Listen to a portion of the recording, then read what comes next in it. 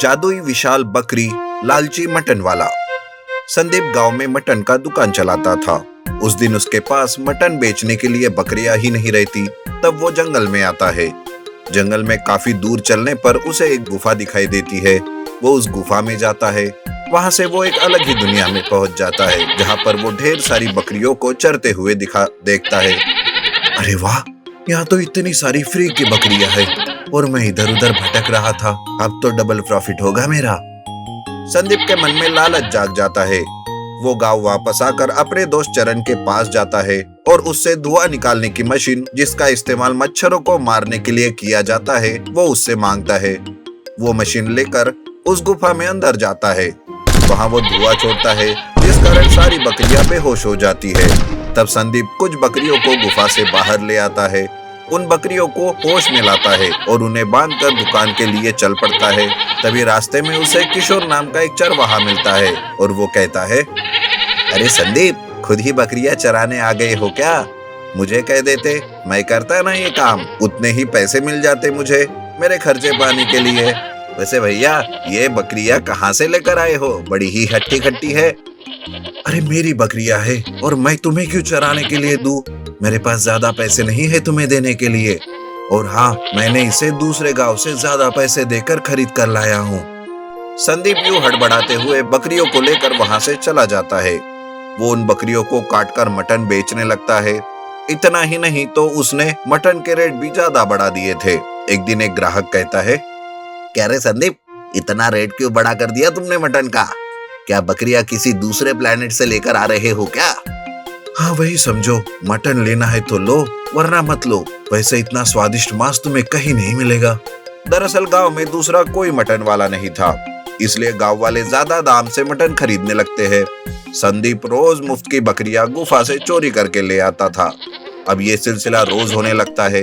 रोज रोज के धुएं के कारण एक दिन बकरियां ज्यादा देर तक बेहोश पड़ी रहती है। तभी वहाँ एक विशाल जादुई बकरी प्रकट होती है। बकरियों की हालत देखकर वो बकरी कहती है, कुछ दिन के लिए मैं बाहर क्या गई, किसी ने मेरी बकरियों की ये हालत कर दी। इसमें तो मेरी ही गलती है। जाते वक्त बकरियों को सुरक्षित करके जाना चाहिए था।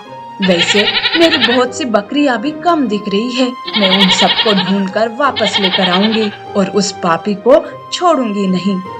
विशाल जादुई बकरी बेहोश बकरियों को होश में लाती है और गुफा को जादू से सुरक्षित कर लेती है, ताकि कोई बाहर का इंसान गुफा में आ ना सके और ना ही बाहर जा सके। जादुई विशाल बकरी गुफा से बाहर आकर अपने बकरियों को ढूंढने लगती है। तभी किशोर उस बकरी के सामने आता है। विशाल बकरी को देखकर किशोर डर जाता है। तब वो बकरी कहती है, डरो मत, मैं एक जादुई विशाल बकरी हूँ।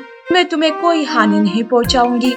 दरअसल मैं बकरी चोर को ढूंढ रही हूँ।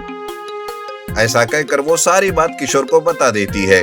तब किशोर को संदीप की हकीकत समझ आती है और वो कहता है, अच्छा तो ऐसी बात है संदीप, लालची कहीं के, एक तो बकरियों को जहरीले धुएं से बेहोश करते हो और वही मटन ज्यादा दाम पर बेचते हो।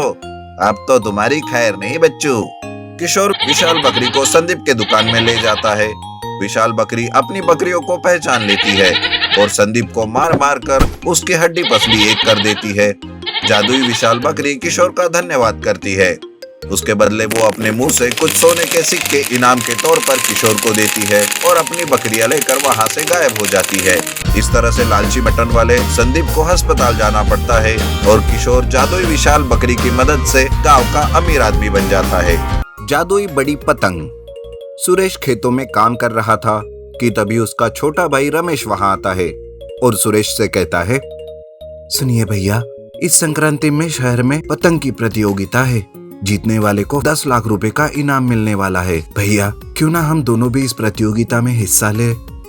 रमेश और सुरेश दोनों भाई नई उम्मीद के साथ पतंग बनाकर पतंग उड़ाने की प्रैक्टिस करने लगते हैं। दोनों भी पतंग उड़ा रहे थे कि तभी सुरेश की पतंग कट जाती है। वो दोनों भी उस पतंग को पकड़ने जाते हैं। तब वो पतंग गांव के जमींदार जो अपनी बाइक से आ रहे थे उनके मुंह पर गिरकर लटक जाती है, जिस वजह से उन्हें कुछ दिखाई नहीं देता और वो बाइक के साथ नीचे गिर जाते हैं, जिस वजह से जमींदार बौखला जाते हैं और कहते हैं, अरे ये किसकी करामत है रे, किसकी पतंग है ये? बच्चों ने बड़ा परेशान करके रखा है। आज तो मैं तुम्हें छोड़ूंगा नहीं। तभी सुरेश सामने आकर कहता है, अरे जमींदार जी, आपको कहीं चोट तो नहीं लगी ना? क्या हुआ ना, ये हम पतंग की प्रैक्टिस कर रहे थे, ये हमारी ही पतंग है। ये सुनते ही जमींदार का गुस्सा और भी बढ़ जाता है और वो पतंग को पकड़कर फाड़ देता है।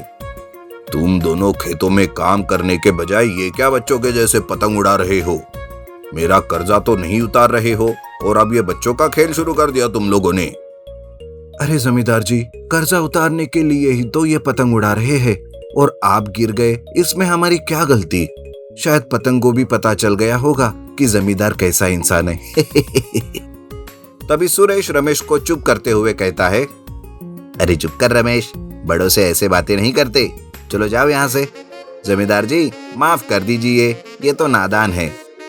ऐसा कहकर सुरेश और रमेश वहां से चले जाते हैं। जमींदार अपने बेटे मदन से बात करके रमेश और सुरेश क्या कर रहे हैं ये जानने की कोशिश करते हैं। तब मदन उन्हें पतंग प्रतियोगिता के बारे में बताता है। ये सुनकर जमींदार मदन से कहता है, अरे बेवकूफ, 10 लाख रुपए का इनाम है तो तुमने उस प्रतियोगिता में हिस्सा क्यों नहीं लिया?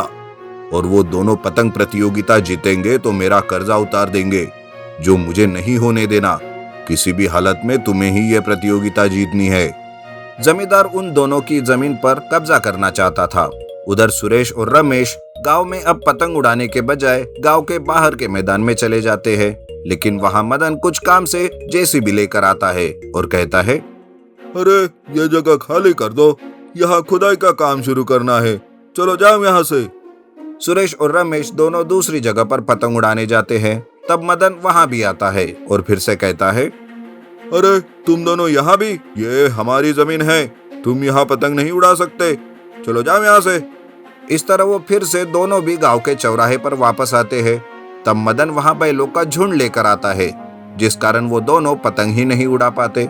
रमेश मदन की सारी चाल समझ जाता है और कहता है, भैया ये सब उस जमींदार और मदन की चाल है, वो हमें प्रैक्टिस करने से जानबूझकर रोक रहे हैं।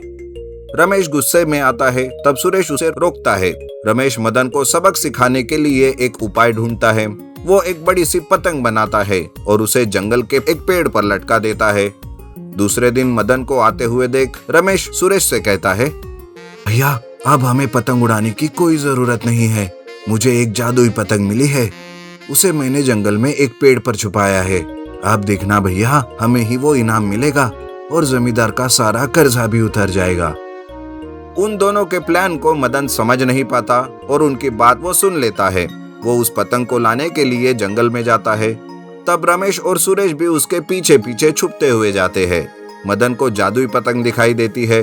तब वो कहता है, बड़े आए पतंग प्रतियोगिता जीतने वाले, ये जादुई विशाल पतंग तो मेरी है, मेरी, अब ये हमेशा मेरे ही पास रहेगी, मैं इससे प्रतियोगिता जीत जाऊंगा।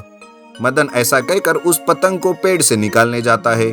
लेकिन मदन जैसे ही पतंग को खोलता है, वो पतंग मदन को लेकर आकाश में उड़ने लगती है। रमेश ने पहले से ही उस पतंग को बलून्स जोड़ के रखे थे, जो मदन देख नहीं पाता।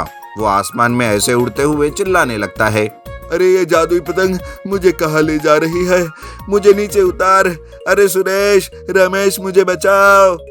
मदन की ये हालत देखकर वो दोनों उस पर हंसने लगते हैं। थोड़ी ही देर में बलून्स की हवा निकल जाती है और मदन पतंग लेकर नीचे गांव के मैदान में गिर जाता है। सुन मदन के बच्चे, आप मेरे रास्ते में आए ना, तो मैं तुम्हें इस जादुई पतंग के साथ ऊपर भेज दूंगा हमेशा के लिए। इस तरह मदन अब उन दोनों को परेशान करने का सोचता भी नहीं। सुरेश और रमेश पतंग प्रतियोगिता जीत जाते हैं और आए हुए इनाम से जमींदार का कर्जा उतार देते हैं।